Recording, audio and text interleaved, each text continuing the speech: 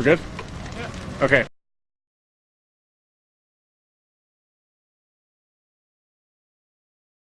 Dakota Access Pipeline, which is scheduled to have an eviction force move on at any minute now. The security shack that was at the north gate, where security crews have been checking everyone coming into the camp since this camp was first set up last August, was just set on fire a few minutes ago.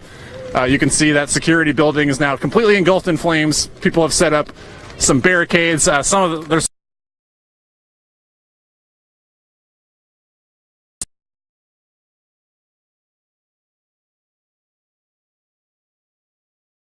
attempt to enter through the north gate path, which is the main entrance to this camp. And you can see there are some police vehicles staging behind us. They've been here all day. There's also some mainstream news vans down the road. We tried to go down that area to stream earlier. We were stopped by a North Dakota Highway Patrol trooper who told us that only media that's checked in with the governor's office can go that far. We notified them that we're here and are intending to report, but we didn't sign anything saying that they won't be liable if they arrest or injure us, which they were demanding for the credentials they were handing out. And so there are some people still remaining in camp as it gets close to 2 p.m. here.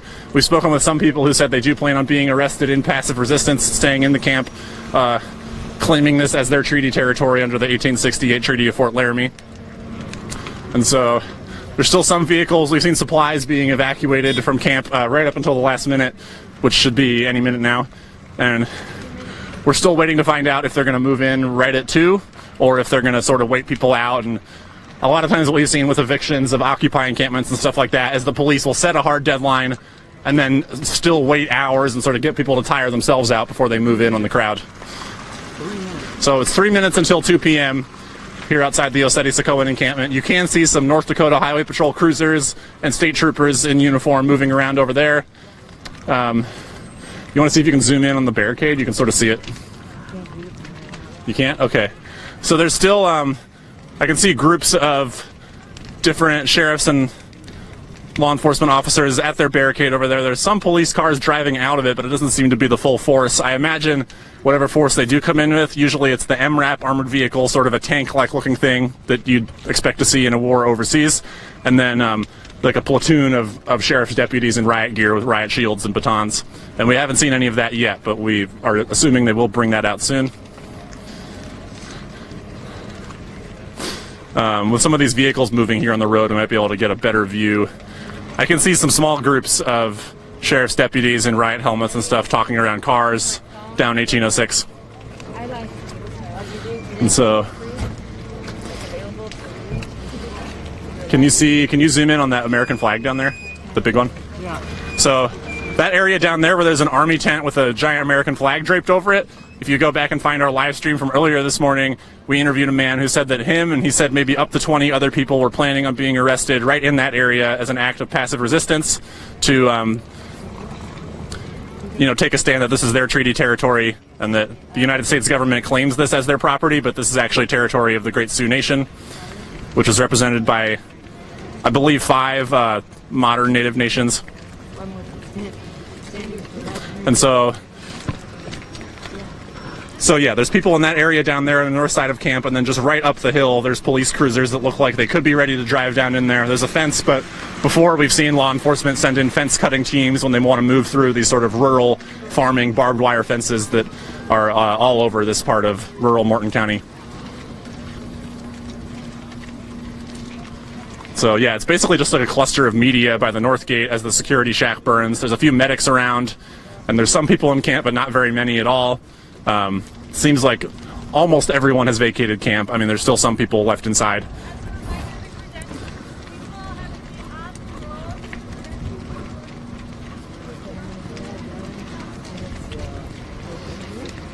So, yeah, we're just waiting to see what happens here.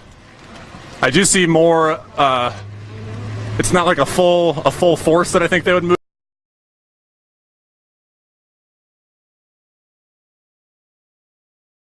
Sort of close to that area where people told us that they were planning on being arrested. 2 o'clock. Yeah, it's 2 o'clock right now. Someone just announced. So this woman is walking around. She has a thing pinned to her that says neutral actor. We've seen her talking to the police and come back and telling stuff to the crowd.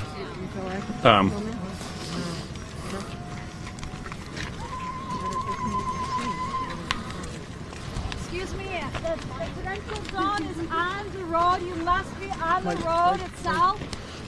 Your credential to work. Oh, she's saying that the credential zone is on the road. But what if you don't have their credentials? Then it doesn't matter where you are. Okay. They wouldn't give us any. If we're exiting, does that help? Yeah. So what did she say? If we're not credentialed, then it doesn't matter? She said... Their credentials, then it's with the Martin County? Oh, okay. Okay. And being on the road is... This is the 1806. If you're on the governor's list. Is that the same as sheriff's list? Yes. But so... Or should be on it? So what about press that isn't on the governor's list? Do you know what's... Did they say what... Yeah, what's up with that? That it's treated just like everybody else who's here. On the Okay. road too? Anywhere. Yeah. Anywhere. So they're going to be coming through and sweeping for credentials. Okay, so you're not a liaison for Morton County, right? You're like sort of a go-between. Can you just Yeah. explain that role real quick? Sure. I'm a neutral. Okay. Like, are you here with any sort of organization or just on your, like... Completely neutral so that I'm not on the clock or Okay. paid by anybody. So how did you find yourself in the role of, like, transmitting these messages from the police to the people here in camp? I can't discuss that Okay. right now, but thank you. All right. Thank you guys for being here to document. So yeah, there's still a group of people remaining inside the boundaries of camp. Seems like they intend on being arrested. We're just here to report. You know, we're hoping we don't get arrested. We're outside of camp at 2 p.m. And this video evidence shows that.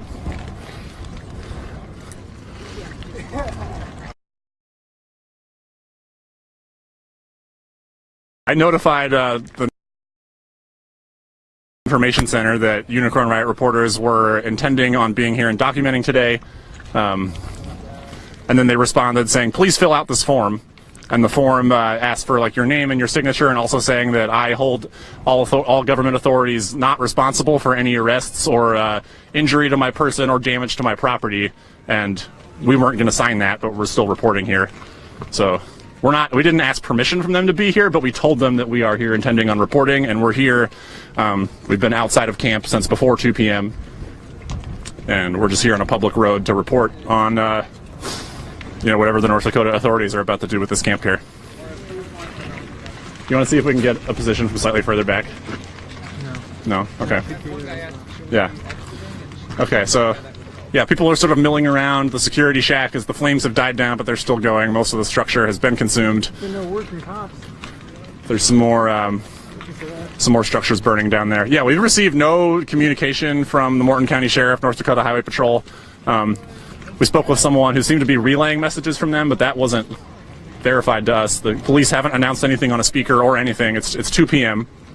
It's probably closer to 2:05 p.m. by now. There's some other news crews here. It's basically all press and legal observers right here outside camp. There's some people inside camp still.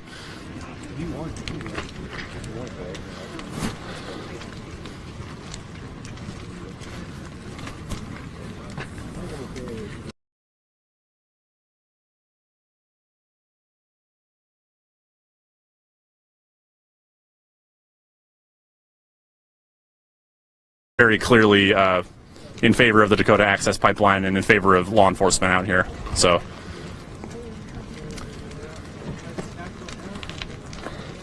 the sheriff's department has been Just hold this for a second. okay. You can keep talking. I just need to warm my hands up. So yeah, from the beginning of this struggle, the Morton County Sheriff's Department and the state of North Dakota in general have basically been waging information warfare against everyone here. They've circulated reports that pipe bombs were being made in the camp. That was never verified. They've circulated reports that people were hunting and butchering cattle from the surrounding area. That's never been verified. They claim that Sophia Wolanski's injuries on the Backwater Bridge on November 20th, which were clearly a result of police, firing explosives into the crowd. They claim that that was a result of protesters making explosives out of a butane camping stove canister, which is basically scientifically impossible. So the same authorities that have been, saying a lot of things about these camps and the water protectors and the pipeline, some of which are demonstrably false, are also now putting themselves in the position of getting to decide who is and isn't allowed to report here on this eviction, and that's just not something we could go along with in good conscience. We're here to show you what's going on. And we're also, out of the camp before the deadline, so we're hoping we'll just be able to report here freely without government censorship or repression.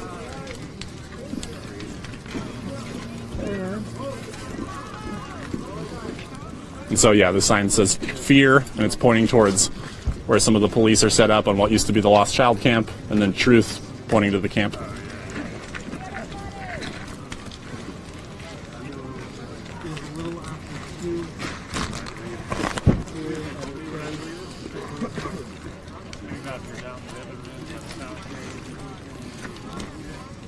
So yeah, that's basically where things are at. We're just going to keep the stream up until the eviction starts and try and cover it for you as well as we can, while also doing our best to remain safe ourselves, so we can keep reporting for you. And yeah, if anyone wants to help us continue this coverage, we're going to keep at it after today's eviction. You can go to our website, unicornriot.ninja, and click on the tab that says support our work. We're funded mostly by one-time or recurring online donations. Or also on that page, there should be a Amazon wish list we have if you want to help us get some gear, bring you better media in the future. So yeah, you can see there's people here remaining in camp. There's some law enforcement activity over here, but they're just kind of standing around talking. It seems like they're going to try to wait people out. That's like a really common tactic with evictions of encampments like this. It almost seems like best practices on law enforcement is just get people to tire themselves out before you move in on them.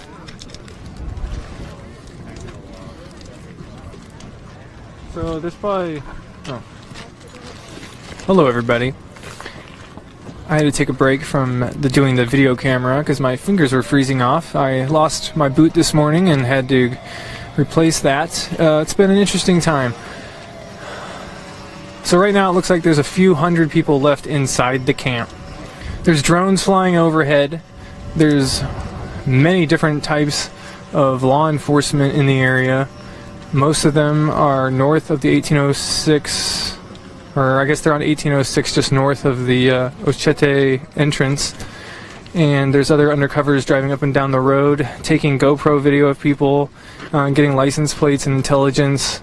There's BIA who are erecting checkpoints, like new checkpoints every few hours maybe since the last 24 to 48 hours.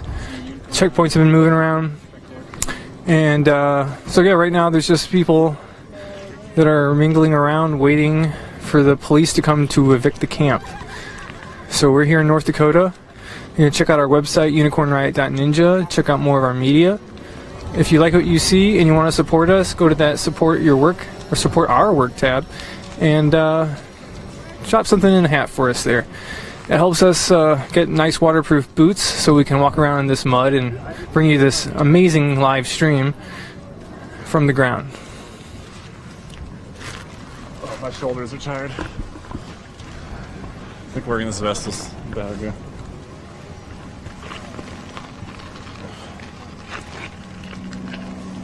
It's only bad till you get shot. Yeah, I'm just going to sit like this for a minute. It's easier this way. Talk about how it feels, you know? How it feels wearing the vest? Yeah, you know, like, okay, so... why do you have to wear it? Why yeah, so based on our experiences out here reporting, we've, on November 20th on the Backwater Bridge, we did some live streams and shot a lot of video of police. Basically, there was like a crowd of hundreds of people gathered there after the police started firing tear gas when some people tried to remove a barricade that law enforcement and the military had left there of some burnt out trucks. Like, the burnt out trucks were left there as a barricade tactic by law enforcement, and people tried to clear them out, saying they wanted to open up that barricade so ambulances and traffic could go freely from here to the Bismarck-Mandan area. And then that situation escalated really quickly. Law enforcement basically started firing tear gas and concussion grenades repeatedly into the crowd and also hosing people down with freezing water and sub-zero temperatures. And also our reporter Pat, who's based in Denver, was out here to cover that with us, and they shot his press pass off his chest with a rubber bullet. Other people have been shot in the face with rubber bullets. John Ziegler, who goes by Revolutionary Z, another independent journalist, live streamer who's been out here for months, had police on that same bridge shoot him in his finger on his phone hand while he was live streaming.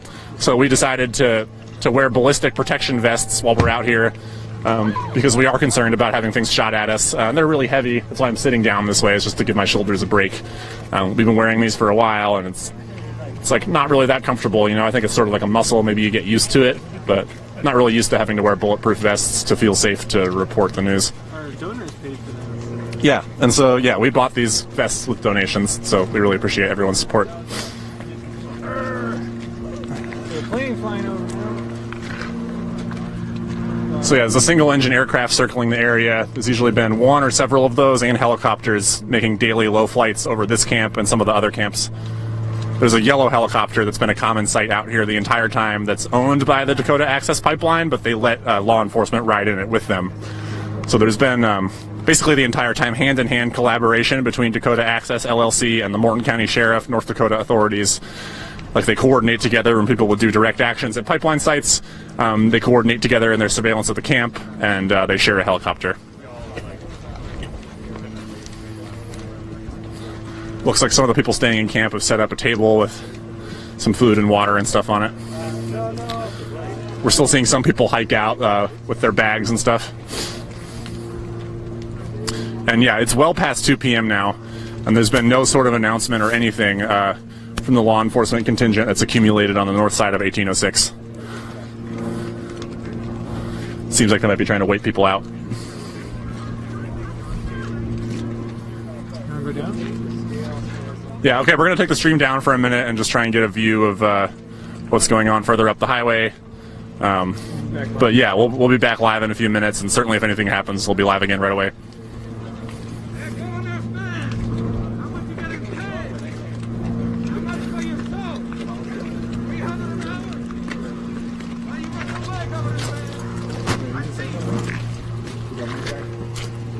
That's checked in with the governor's office can go that far. We notified them that we're here and are intending to report, but we didn't sign anything saying that they won't be liable if they arrest or injure us, which they were demanding for the credentials they were handing out. And so there are some people still remaining in camp as it gets close to 2 p.m. here. We've spoken with some people who said they do plan on being arrested in passive resistance, staying in the camp, claiming this as their treaty territory under the 1868 Treaty of Fort Laramie. And so there's still some vehicle in flames. People have set up some barricades. There's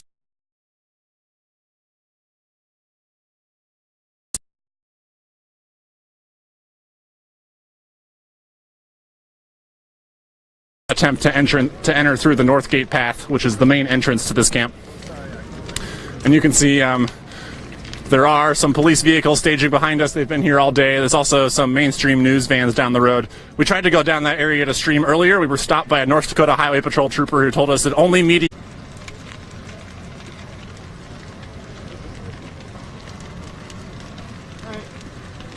We're good? Yeah. Okay.